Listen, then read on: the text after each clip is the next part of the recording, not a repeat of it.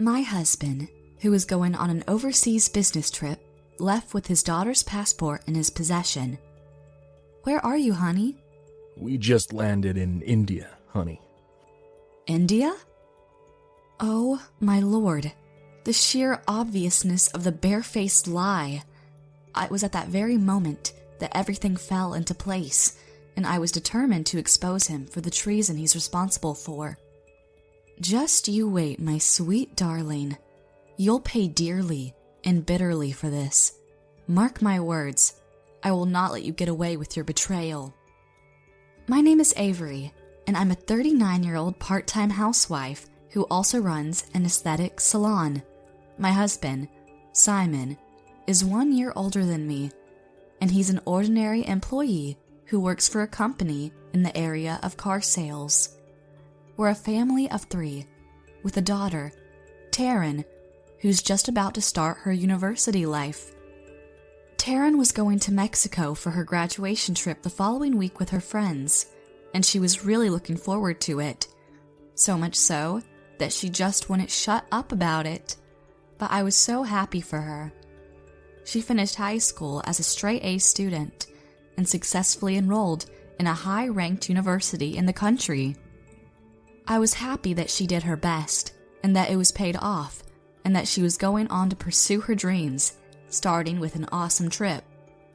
And then one day, out of the blue, my husband's company decided to send him on a business trip abroad. It was a really sudden decision, honey.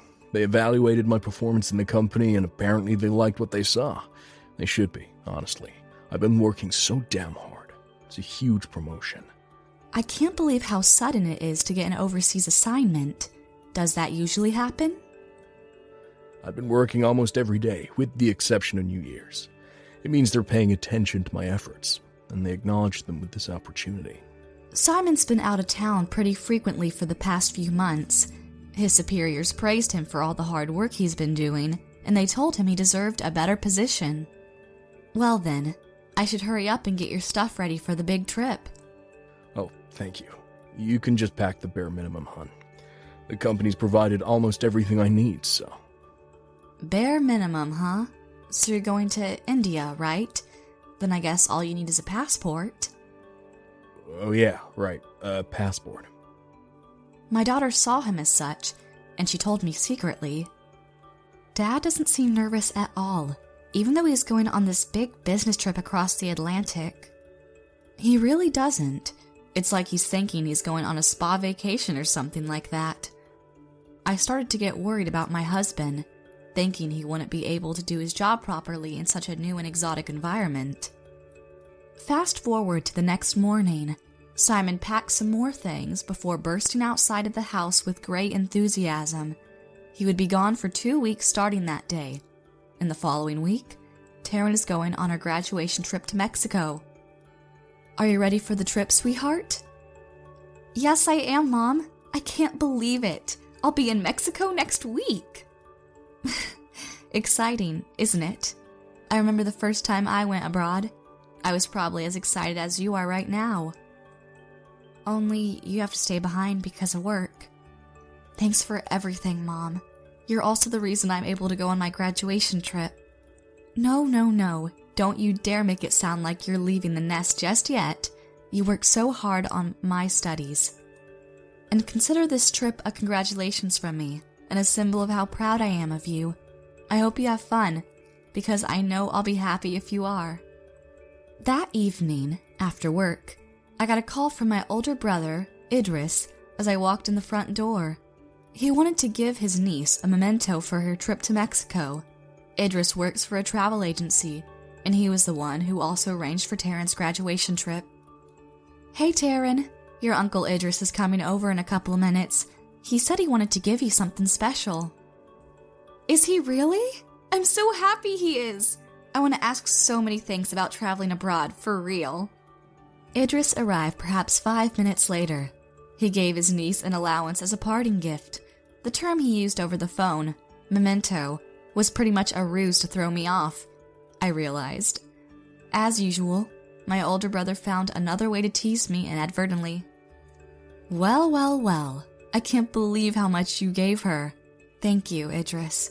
And what do you say to your kind Uncle Taryn? Thank you, Uncle. Mexico is really close globally, but it's beyond our borders. In any case, be careful when you go there.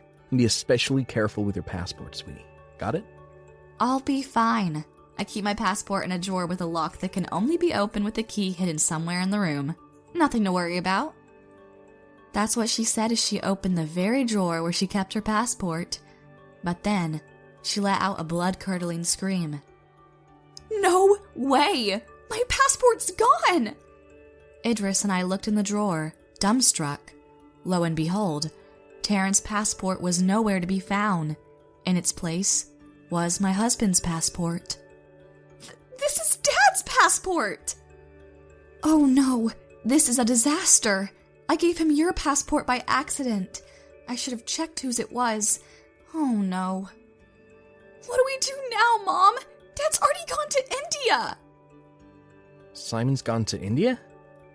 Avery, could you back up a little and explain to me what's going on with him? It's an overseas business trip, Idris. It was a very sudden decision his job made, and he just left this morning. Oh, what am I gonna do? He's not answering his phone, probably because he's already on the plane.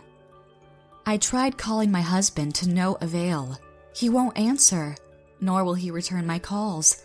But how could I do such a stupid thing? Taryn is so upset. She's as pale as a piece of melted mozzarella. My brother was the only one who was calm and composed. Both of you, calm down. Does Simon really go abroad on a business trip? Yes, he did. No one can go to America without their own passport. Oh, wait. Are you kidding me? That's right. You just made everything so much better, Idris. Taryn, sweetheart, let's go to your room for a bit. I need to talk to you. Idris, you know how to work the espresso machine in the kitchen, and there's some apple pie in the fridge. If you want to help yourself, please. Idris nodded his head and strode to the kitchen. Taryn looked at me anxiously, and we remained silent until the door to her room was closed. I think your father was lying about the trip to India all along. Yeah, I guess he was. Don't worry about anything, sweetheart. You stay here while I go talk to Uncle Idris, all right? I'll call you when we're done. Her eye suggested she sensed something was wrong. She nodded in silence and sat down in her chair, turned on her laptop, and started reading one of her ebooks. I closed the door behind me, and I find Idris in the kitchen, cutting a small slice of apple pie. How is the poor dear? She seems anxious, and now that she knows her own father's been lying to her, she seems sad. I see. I know it's pretty hard for you too, personally. But the most important thing right now is to get her passport back. Yeah, I know. Thanks to my brother's logic, I was now convinced that everything my husband's been telling us about this trip overseas is a lie. All this implied he must be traveling around the country behind our backs. Do you have his computer? Let's have a look and see if we can find any clues. My husband used the family shared desktop computer at home. I mean, it is a family computer, Idris. I doubt he'd leave any evidence behind. Despite my concerns, he told me it wouldn't hurt to try, and he proceeded to expertly go through the internet search history and all the files in the trash bin. So apparently he was planning a boat trip to Bellingham, Washington, for some reason, on the Alaska Marine Highway System. A boat trip to Bellingham. I wonder if he's with anyone.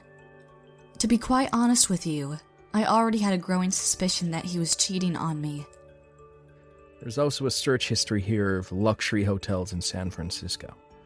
All of those he checked or deals with suite rooms.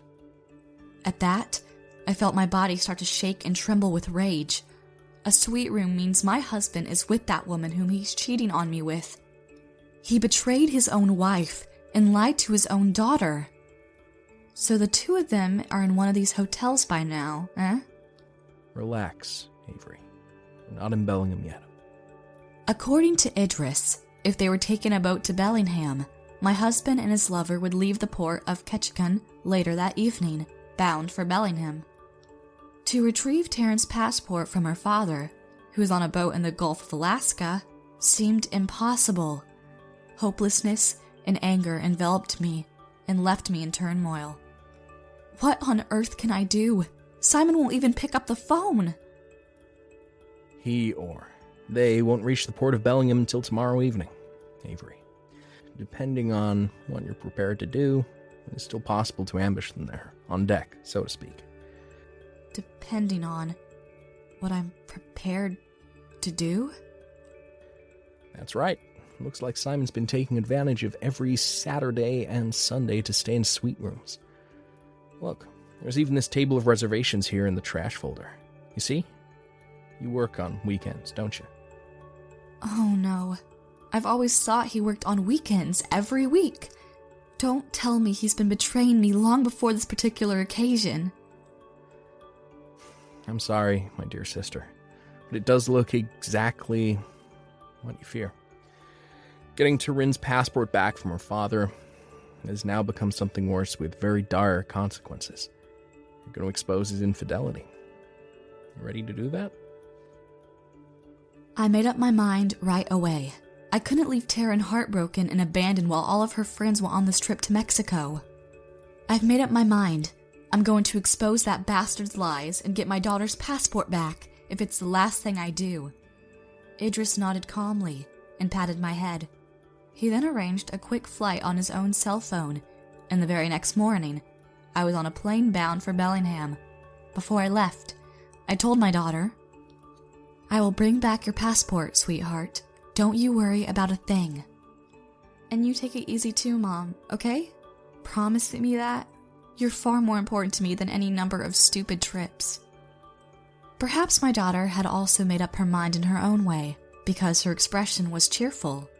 Idris unfortunately couldn't go because of his work, but he does have a friend from his college days who's now a lawyer in Seattle. He contacted me and arranged for us to meet at the airport. In the event my husband having an affair was confirmed with any smidge of doubt, I'd made up my mind to divorce him as soon as possible.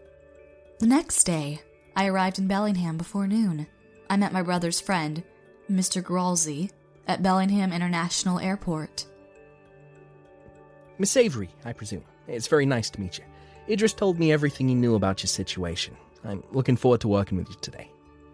This young lawyer, from what I heard, mostly handled travel-related problems, but on rare occasions, he's also had experiences with traveling people with illegitimate reasons, such as love affairs, among a few others I couldn't understand. In a situation where we don't know if your husband was accompanied by a woman or not, I recommend not to be careless with phone calls. Your husband and his companion, should they exist, will eventually take precautionary measures to throw you off. I see. Additionally, I strongly recommend not telling your husband about the fact you have a lawyer.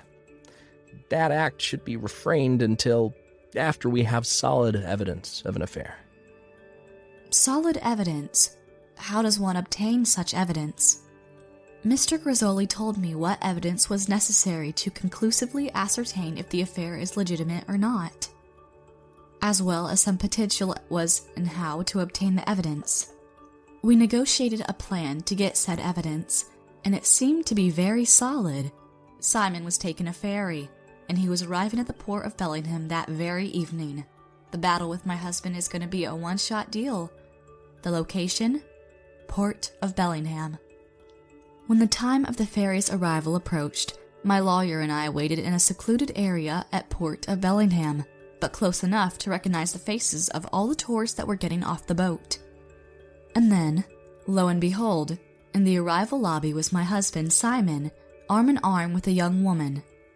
Here we are at last. It's so warm down here in Washington. That's true. It is pretty warm.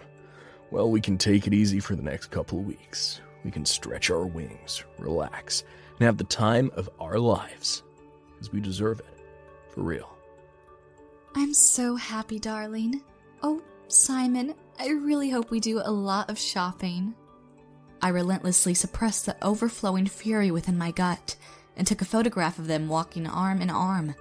They sat themselves down in their rival's lobby, and my lawyer, who was casually pretending to read a magazine, gave me his signal, and I quietly crept up to them and sat on the chair behind them, my back facing them.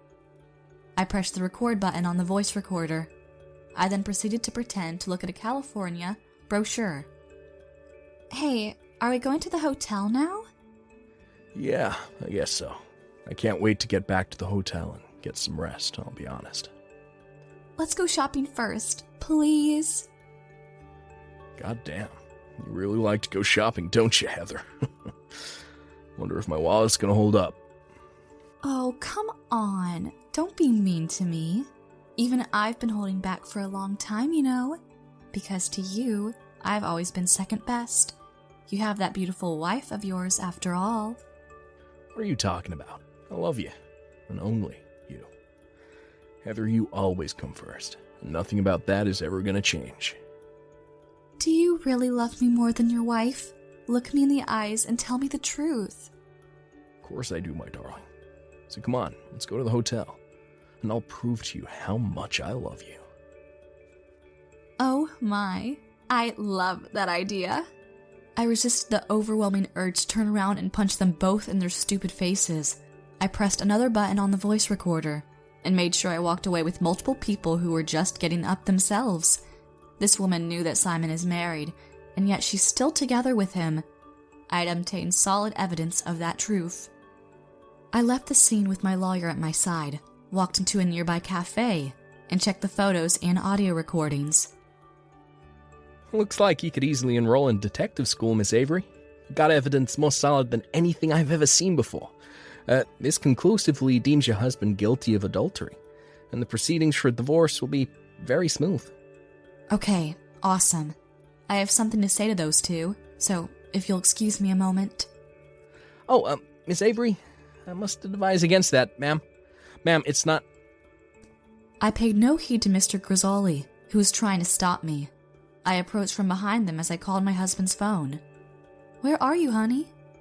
Oh, we just landed in India, honey. India? Oh, my lord. The sheer obviousness of that barefaced lie. Well then, I guess we're in Indian port right now. I stood right behind him, close enough that he could feel my erratic breath down his neck. He finally noticed a presence behind him, but he didn't even turn around. He just froze. My husband's hand was shaking as he held his phone. What are you doing here? Still talking into his phone, I see. I said to my husband, "You took Taryn's passport by accident, honey. Give that back to me first, and then we can talk about what I see before me." The woman, whom he was having an affair with, called Heather, has her mouth hanging open like I shocked her jaw out of its socket. God, how I wished I hit her, truly.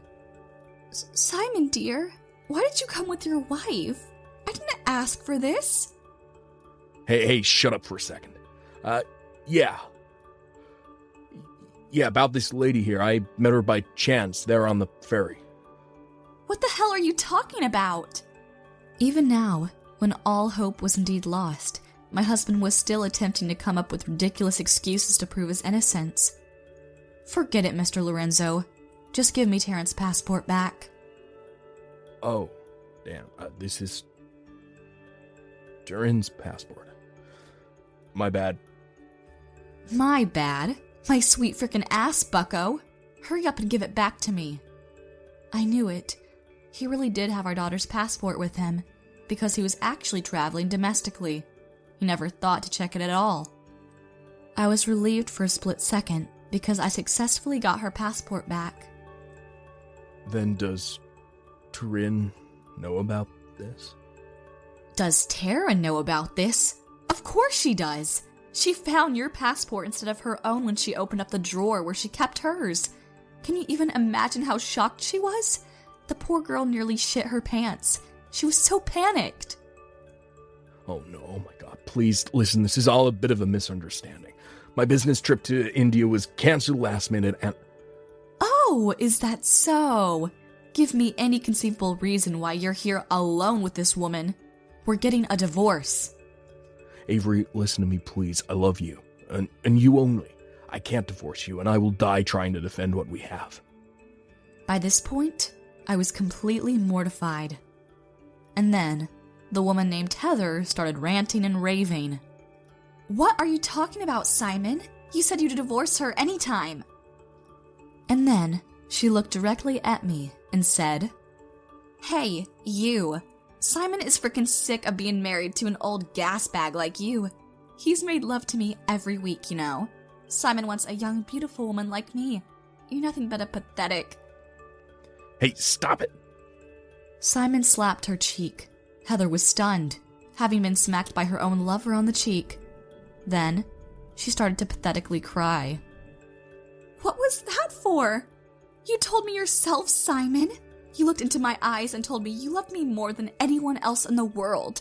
You told me you'd make me the manager of that beauty salon your stupid hag runs." Avery, look at me. Everything she is saying is a lie. She's trying to tear our relationship apart. And here I was, thinking Simon couldn't possibly get any lower than this. But in addition to cheating on me with another woman, when confronted, he was willing to completely destroy her integrity and let her be ground up to pieces under the bus to which she was thrown. And he devastated this woman he truly loves for the sake of our failed relationship, disillusioned me to the core. "I'm frickin' done. I'm divorcing you. As for the alimony, I'm gonna charge you more than the normal rate." What? Why? We've been together for 20 years. 20 years? 20 frickin' years wasted on a soulless piece of sludge like you. So help me Satan, I'll charge you 20 times the conventional amount of alimony.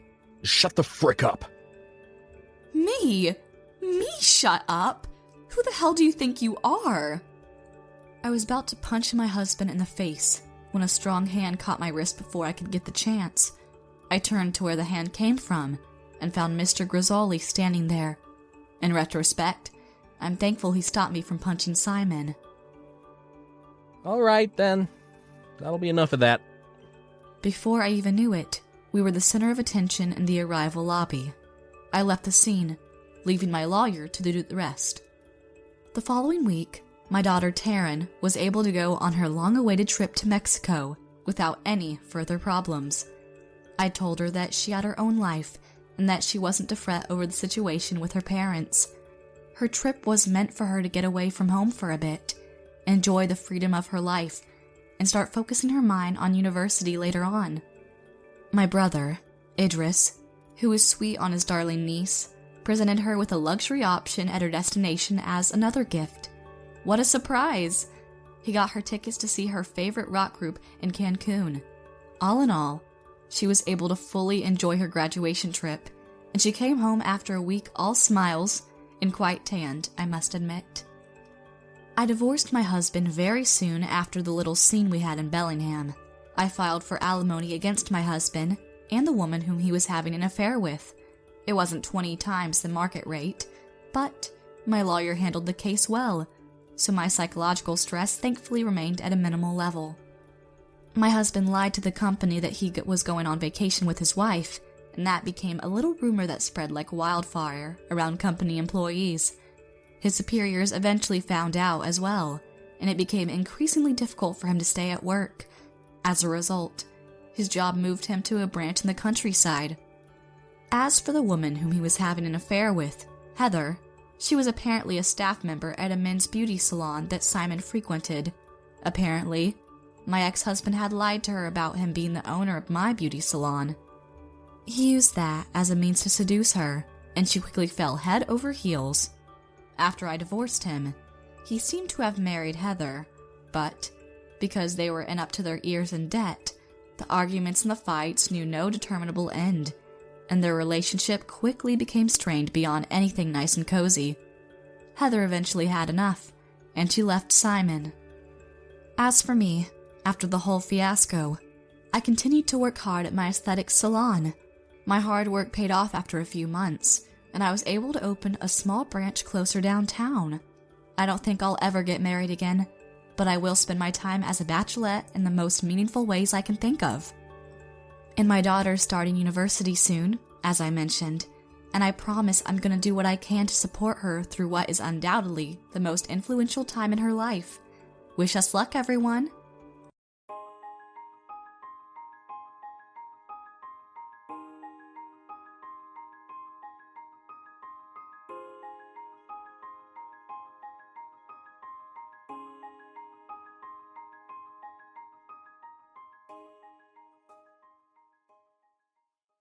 All right, everyone's presentations are done," Nick, the manager, said as he tried to move the discussion forward.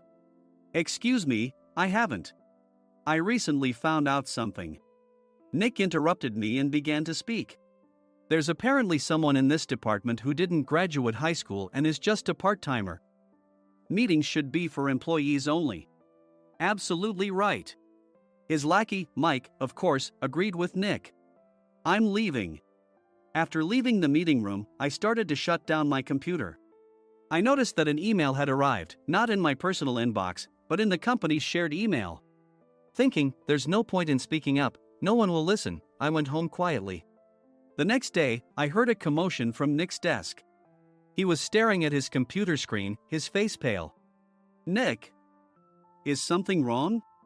Mike looked at the screen with him. And he turned even paler than Nick. Why is he so angry? Knowing the reason for Mike's distress, I thought to myself, serves them right. My name is Adam. My mother passed away when I was in the 9th grade, and I was raised by my father. Well, you could hardly call it being raised. After my mother passed, my father changed. He drowned his sorrows in alcohol, and though he still went to work, he squandered our living expenses on horse racing. Because of that, I had to start working part-time as soon as I entered high school. Every month, I went to the convenience store with bills in hand that couldn't be auto-deducted from my father's account. Even though I endured it because I didn't want to be alone, I reached my limit in my second year of high school and dropped out. I found a live-in job at a distant inn. Thank you for everything. The day I left home, my father, still staring at the TV, spoke. Take care. That was our last conversation. Back then, 18 wasn't the age of majority, so I needed my father's permission to work, and I couldn't hide my place of employment. Yet, my father never visited me even once. I kept working just to survive, and before I knew it, I was 42. Years of hard work paid off, and I was transferred to the headquarters. I was thrilled to be recognized by the company, as I thought I'd be working in the field until retirement due to my lack of formal education. Listen up. Our work can change the future of our employees. Don't drag us down. On my first day after the transfer, Nick, dressed in an expensive suit, spoke sternly. There was a reason for this. Our inn was located in a prominent tourist destination, known so well that everyone in the state could sing its commercial jingle. At its peak, we had 5 locations within the state. But that was long ago. Due to financial difficulties and aging facilities, only the place where I had worked for many years and the original establishment remained. I was prepared to lose my job anytime, but now there was a glimmer of hope. With the rise of social media, the tourist area where the inn was located started gaining attention again. Depending on how hard the sales department, where I was transferred, worked, we could either thrive or be forced to give up this prime location to the new hotel chains continuously popping up. For Nick, who had switched careers from another industry to strengthen our sales, this was a battle he couldn't afford to lose. I understood why he had to be strict. I will do my best. Nick sneered at my enthusiastic declaration. Did you not hear what I said? I'm sorry. I thought I was listening carefully. Out of habit from years of customer service, I apologized reflexively, though I had no idea what had offended him. Someone was watching me with a smirk. In this department, there are those who are expected to excel and those who have been shoved here because they have nowhere else to go. You are the latter. It was Mike, the section chief. He's 7 years younger, at 35. But he was called to headquarters much earlier than I was and had been moving around within the headquarters ever since. I'm not jealous, but I can't accept that he's my boss. Graduating from a prestigious university, he has an unusually high pride and caused many problems as a newbie, making things very difficult for me when I was the front desk leader. When I found out Mike was transferred to the sales department a month before me, I was disheartened. Mike is right. With just a middle school diploma, there's not much you can do. Don't even think about achieving results. As if I didn't exist, Nick remarked, I'm thirsty. Mike eagerly ran to the coffee maker. It seems Mike is Nick's lackey. I regretted being happy about my transfer to headquarters, wishing I had stayed on site forever. Send a direct mail to every company on this list by the end of the day. Nick only assigned me tasks that even a new graduate could handle. What? There are over 1,000 companies. You want me to send to all of them by today? Yes, if you and your fellow misfits split the work, even those with nowhere else to go should finish by today. I glanced at the employees typing away expressionlessly. They were worn out from customer service, only thinking about leaving on time, or were women reassigned after having children. With zero motivation for work. Even Sam, a new graduate from the same university as Mike, who was supposed to be among the expected achievers, had no enthusiasm for the job. Having joined the company wanting to do customer service. I don't care what they say, I plan to quit anytime, he said. Only Nick and Mike were highly motivated, making all the decisions between the two of them. I originally only wanted to work at the inn to survive and had no particular attachment to this job. I swallowed my words, thinking I had no right to reprimand them. About a month after the transfer, Nick told us with a frustrated look. To commemorate the 50th anniversary, we've decided to create a plan exclusive for one group per day. Originally, Mike and I were supposed to come up with it, but our president, Mr. Thompson, insists on hearing everyone's opinions. So, you all get a chance. As Nick explained, Mike began handing out prints. Make sure not to embarrass Nick. If your ideas are half-baked, you'll have to redo them. It seemed that they had printed his handwritten notes by Mr. Thompson, which included several questions and a section for free responses. It made sense why Nick had to seek our input, given that all responses had to be submitted to Mr. Thompson. We were given a week to think about it, and a meeting was scheduled to compile our ideas. My plan is to let guests enjoy both the old and modern America. Nick began the presentations. Guests would watch a master confectioner at a nearby traditional sweet shop make sweets in front of them. The welcome drink would be premium tea in a bottle. Nick's plan was certainly attractive. After his presentation, Nick called on us to present in the order we were seated. Just as I stood up for my turn.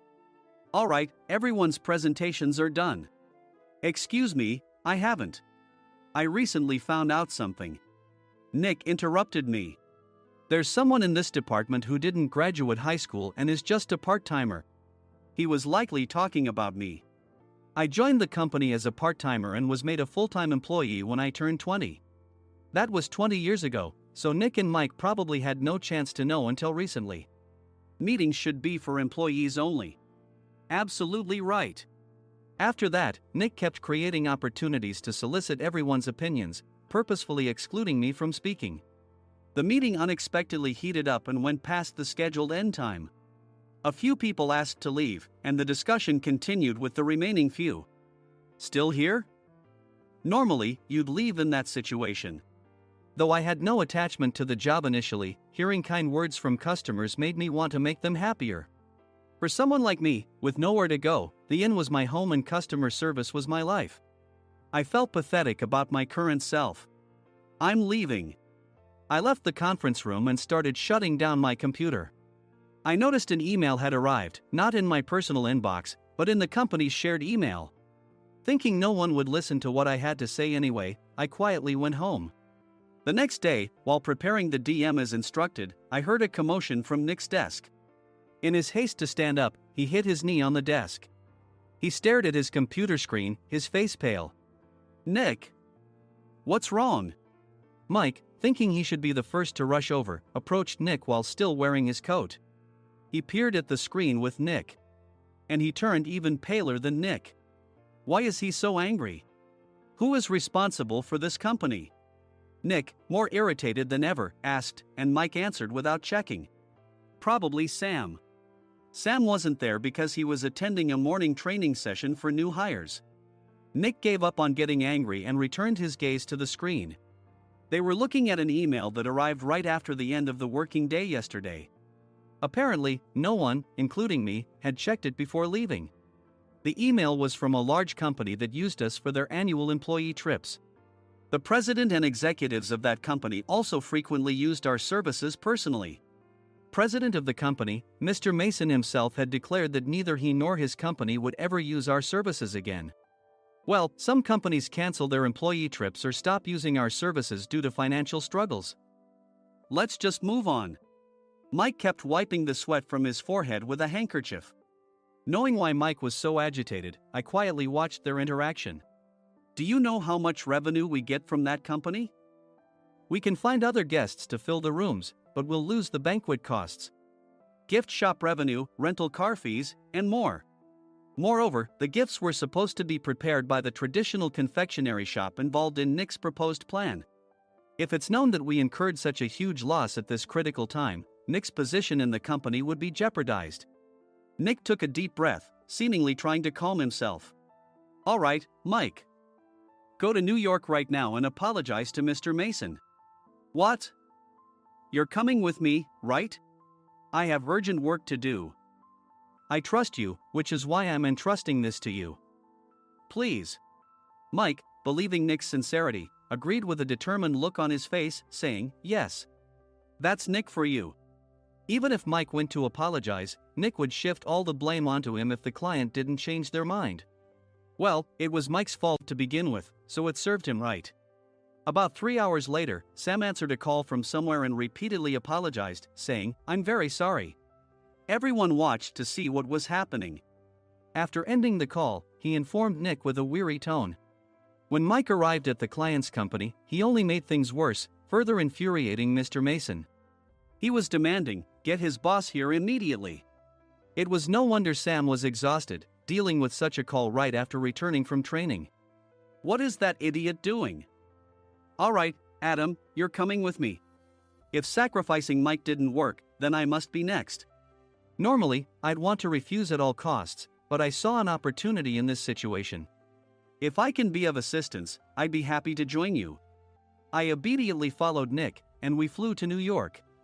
When we introduced ourselves at the reception, it became clear how serious the situation was, as the receptionist personally escorted us to the president's office. Angry voices leaked through the door, making both Nick and me uneasy. Excuse me. I'm Nick, the supervisor. I understand my subordinate has caused you trouble, and I deeply apologize. Nick, with his experience in the corporate world, knew enough to offer an apology before excuses. However, his customer service skills left much to be desired. I sighed as I saw Mike trembling like a small dog in the corner of the room.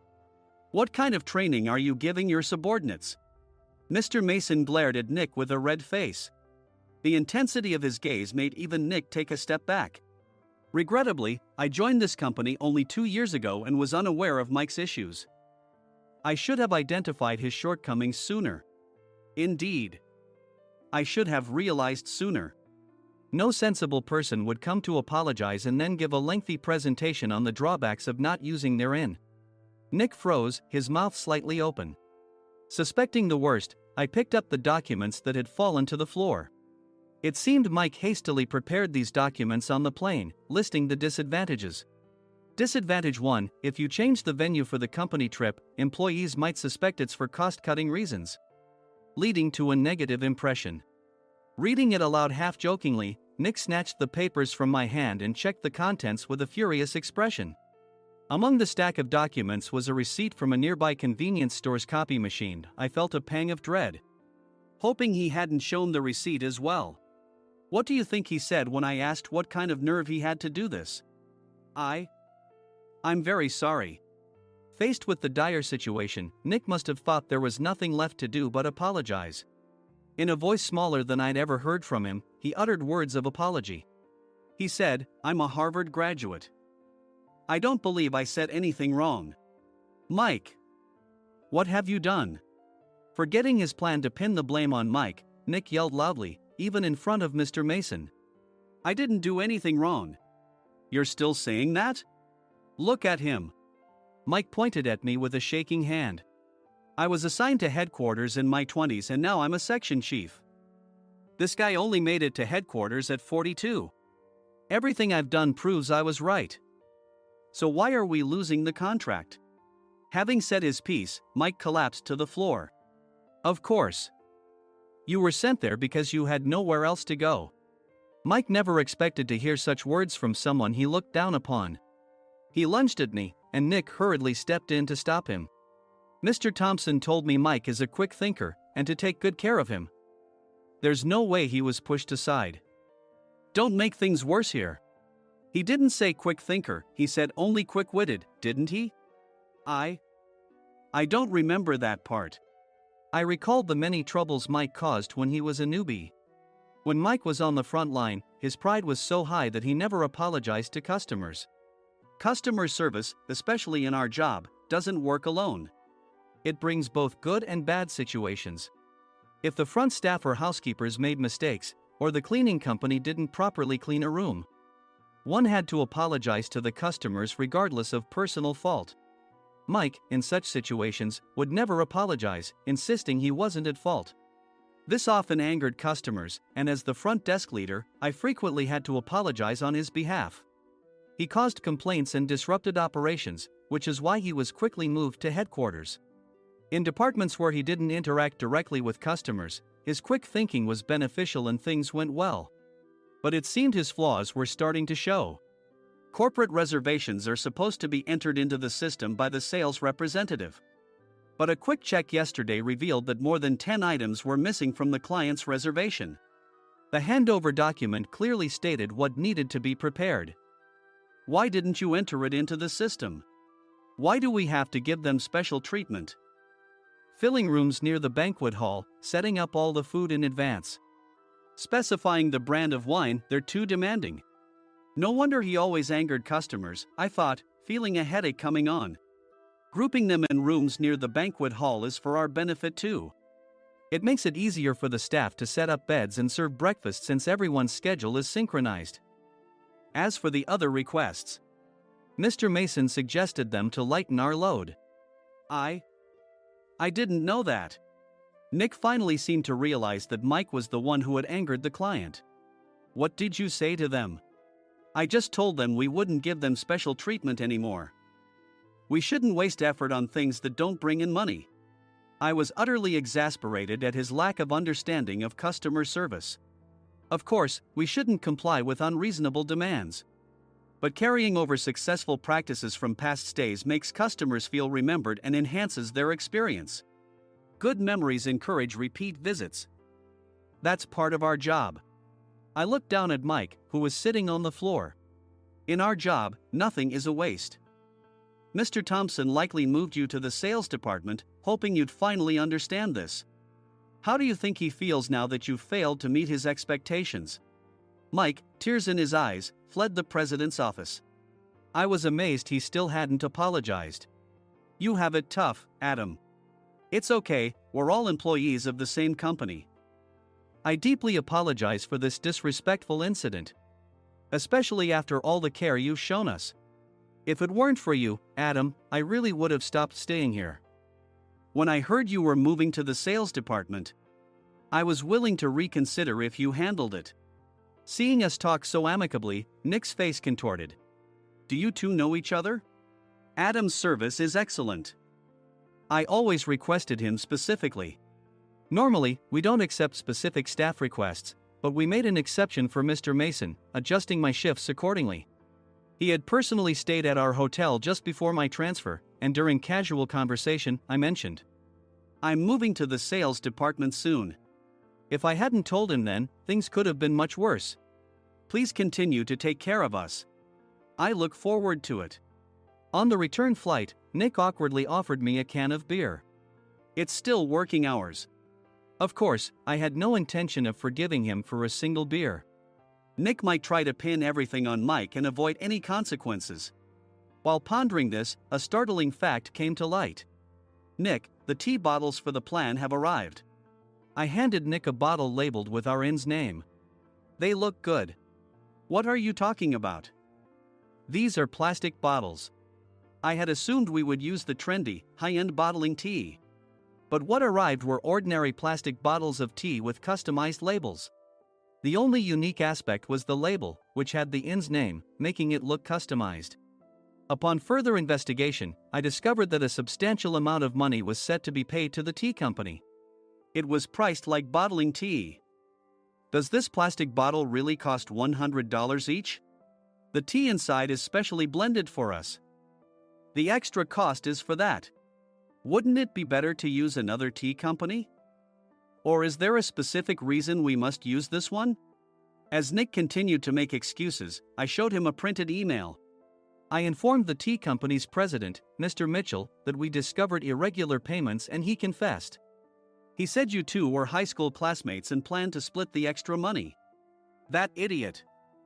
Why did he confess? That's not important. You should worry about yourself, this could turn into a police matter. Opening the bottle cap, I suggested.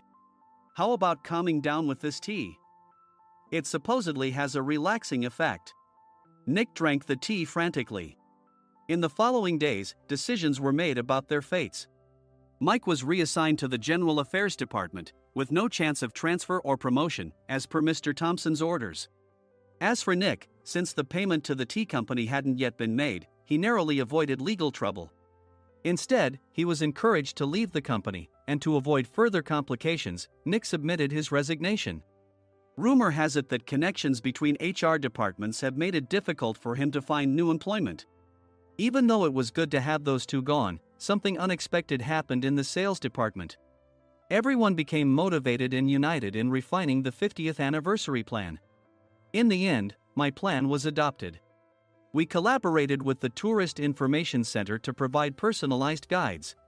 The plan, tailored to the number of guests, was truly special for the 50th anniversary. Hey, is Adam's family coming to stay? I immediately booked that special plan for my family. Sam noticed it on the reservation list and quickly picked up on it. Yes, I'm inviting my father. That's great. I might invite my parents too. I lacked the courage to face my father just as Adam. But here, with the confidence Mr. Mason praised, I felt ready. The 50th anniversary plan was a perfect opportunity to reconnect with my father. I hoped to bring back the days when we could laugh together as we once did.